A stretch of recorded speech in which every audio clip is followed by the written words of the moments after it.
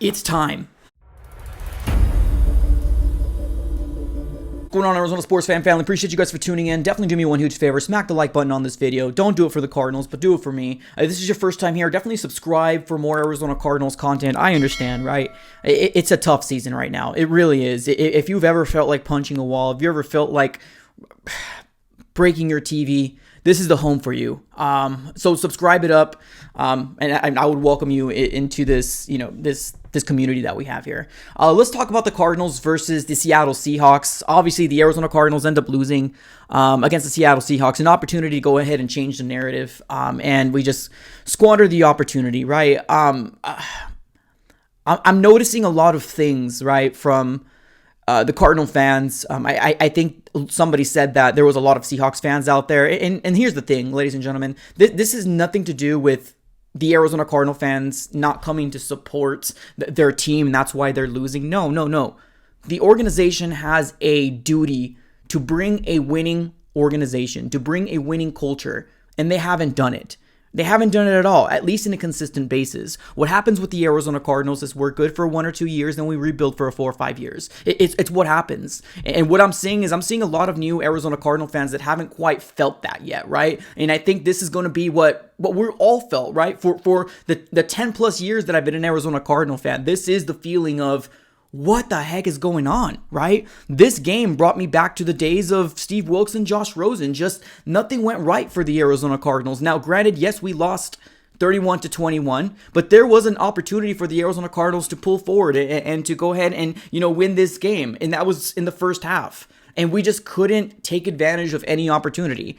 Offense looks sluggish again, right? Self-inflicted wounds, or that happens all the time. And that's something that this team has been preaching time in and time again. And what this tells me is that when they are on these, press conferences, we're just hearing these things because that's what they want us to hear, right? That's exactly what we want to hear from them. So they're going to go ahead and keep giving us this bull crap lie over and over again. The fact that, self-inflicted wounds, we know what's at stake, we know what's going on, but we're still seeing the same things over and over and over again. Nothing has changed with this organization. The leadership isn't there for this Arizona Cardinal team. It's quite obvious. Now, I do feel bad for Cliff. I do, right? Because Kyler Murray does not look like Kyler Murray of last year. And I'm going to be the first one to say that right now. Kyler Murray had a very, very rough game, right? If you look at his stats, he was 25 out of 35, 175 yards and 2 touchdowns. 175 yards is not going to cut it.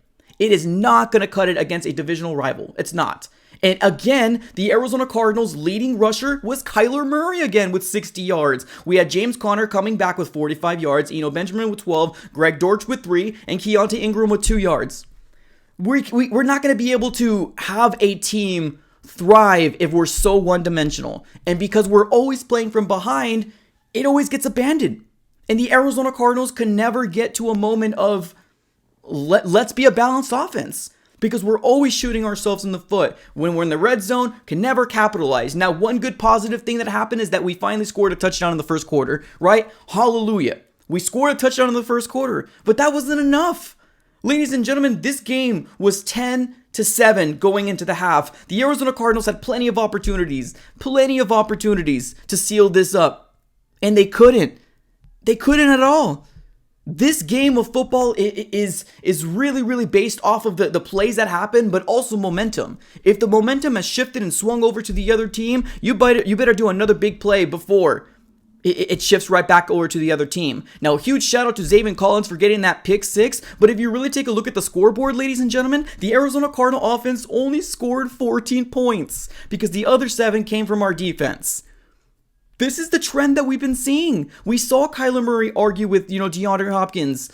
And here's the funny thing, right? I ended up posting this on Twitter and I was like, hey, it's broken again. And a lot of people were like, oh, it seems like, this happens all the time. We probably blah, blah, blah, blah, athletes do this, blah, blah. Here's the situation, ladies and gentlemen. Here's the problem. This is not like this is the first time this has happened, right? This has been a reoccurring issue time in and time again. So if you're a new Arizona Cardinal fan, or if you happen just to watch this one game, you probably are like, oh my God, he's going too deep into this whole situation. This has been a common trend throughout the entirety of the year. Newsflash, I watch every single game here, and I know when something isn't working, they start blaming everybody else. The fingers start pointing. Kyler Murray starts pointing the finger when he should be the one pointing it at himself as well. We had a huge drive with Kyler Murray and he ended up fumbling the ball again. Why is he carrying the ball like this? Why? Why is there no coaches talking to Kyler Murray? This is how you should be carrying the ball. 2 hands. You're a quarterback. You are not a running back, sir, or a wide receiver. Carry the ball with 2 hands if you're so just dropping everything. Now, I get it. The offensive line is garbage. The offensive line is trash. It's bad.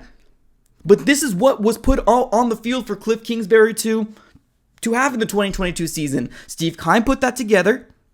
Cliff Kingsbury came out here, and yes, it's really just due to the weapons that he has. Kyler Murray doesn't have a lot of time, but I'm not going to blame this all on, the offensive line. Kyler Murray had some really bad mistakes in this game as well. Robbie Anderson has never gotten involved. He got, I believe, 1 or 2 catches, and there was a huge catch that ended up, getting thrown to him up the middle, and he drops it. Robbie Anderson drops it. I'm sorry, so Robbie Anderson has 1 reception, -4 yards because it was a screen play.